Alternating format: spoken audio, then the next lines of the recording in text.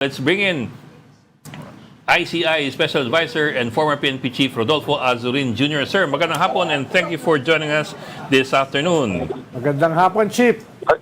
Good afternoon, General. Sir, ma'am, sir, good afternoon po at ganoon po sa ating mga tagapakinig po. Thank you po for joining us. Sorry Yes. sir, yung picture mo, naka-uniforme ka pa ng PNP. Medyo luma natin yung picture Kaya nga, to. General, tawag ko. Wala tayong mas recent picture. General, ano na ba status ng ICI ngayon?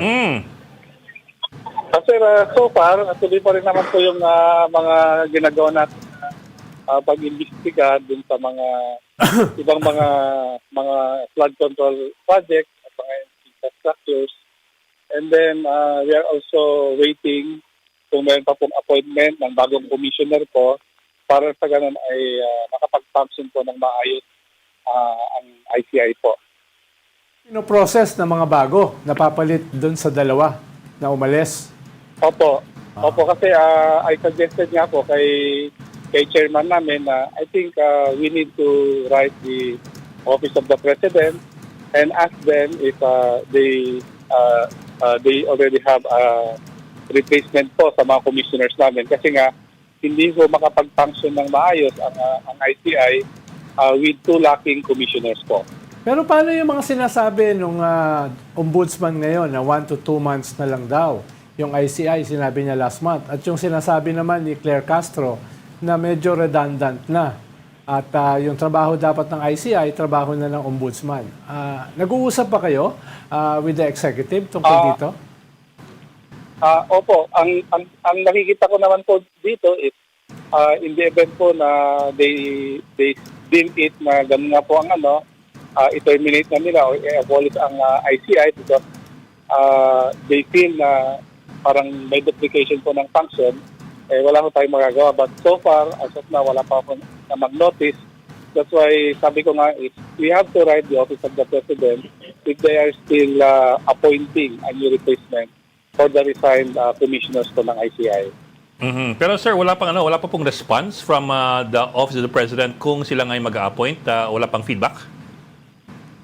So far, wala pa ho. Kaya nga sabi ko nga ho, we have to formally write the Office of the President kasi nga we are expecting na nung nag-take effect po yung resignation ni Commissioner Singson ay meron na ho silang inaay na papalit kay Commissioner Singson.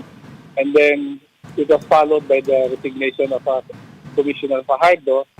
So kaya sinadjust ko po last week na I think it's high time na we have to write the Office of the President for us to get a clear guidance kung ano po ba ang magiging fate ng ICI po. Kayo naman, General, linawin ko lang yung yung designation nyo. Are you an investigator? Advisor and Hindi ho, investigator po ba kayo? Advisor lang po. So tiniting Yes, pero po. being the only police official diyan, meron kayong role dun sa investigation. Tinitingnan niyo po ba yung yung mga files from Secretary Cabral? Hindi ko sinasabi na kung yun yung galing kay Yusek, kay Congressman Libiste or whatever, pero may tinitingnan po ba kayong files from Yusek Cabral? I think the file that is being mentioned po by Congressman Libiste, ipinakita po niya yan sa aming mga commissioners during his visit. And then I think it's already with our legal po. Legal. So legal na ho ang tumitingin kung ano ho ba yung veracity ng mga files na ipinakita po ni Congressman Libiste. General, may nakalinya ba kayo ng mga high-profile people na pinapatawag dyan sa ICI katulad nung nakaraan? O rekomendado ninyo? O ni Justice? Supposed to be ho, may mga imbitahan po kami na mga high-profile na mga personalities na binabanggit nga po ni dating Yusek Bernardo in his affidavit po as an applicant po ng Witness Protection Program. Unfortunately nga po, we cannot conduct hearing with only one commissioner po na natitira po out of the 3 commissioners. So technically you're in limbo right now kasi you cannot have any hearing dahil isa out of 3. Most probably po, Sir Ed, kaya nga ho, as the advisor, I suggested kay our executive director, kay Atty. Osaka, na I think it's important that we communicate with Malacanang kung ano ho ba ang plano nila dun sa dalawang nag-resign na commissioner ko ng ICI. Yes, sir. Sir, going back General, kahit bulong from Malacanang, wala kayong nabalitaan. Because O, it's paramdam. January 12 already. January 12 na eh. Di ba? Nung katapusan pa ng December, pinag-uusapan yan kung ano mangyayari sa ICI. At sinabi na nung kapatid ni Presidente na by February 1, wala na daw. Walang any kahit bulong man lang from Malacanang to the ICI kung anong balak nilang gawin. Ma'am, so far po, personally ako is wala akong idea kung ano ho talaga ang magiging fate ng ICI dahil yun nga may mga report na hanggang February 1 na lang ang ICI and Yes. yung kay Ombudsman Rimulyo naman is 1 to 2 months. Kasi nakikita ko nga ho na importante na malaman po natin because in fairness po sa aming mga empleyado, sa mga hinayad po namin na mga Yes. empleyado namin sa ICI, they also need to be informed so that they can prepare po kung ano man ang mangyayari sa ICI. Of Sabi course. nyo, General, na tuloy yung inyong investigasyon. Pero sabi nyo rin na mahirap ituloy yung functions ng ICI na iisa lang yung naiwang commissioner. So, anong klaseng investigasyon yung ginagawa nyo knowing itong ganitong klaseng limitasyon? Hindi kayo makapagpatawag ng mga tao, no?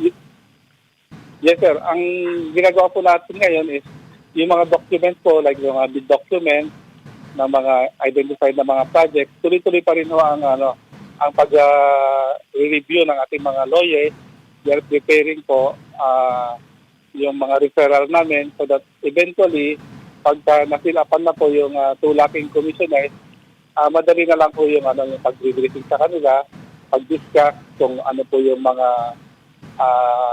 mga cases due for referral to sa Ombudsman. Dahil before December 15 po, I think lahat po ng mga priority na mga iniimbestigahan na mga personalities, lahat po ay na-refer na po sa Ombudsman. So it's already with the Ombudsman to determine if there is a probable cause for them to elevate it to the Sandigan Bayan po. General, on a personal note, anong pakiramdam nyo ngayon dito sa lahat ng nangyayari at mga problema ng ICI? Dati kasi si Commissioner Babe Singson very open sa kanyang mga nararamdaman. Hindi ko naman sinasabi na mag-open din kayo. Pero kamusta ang inyong pakiramdam at this point? No?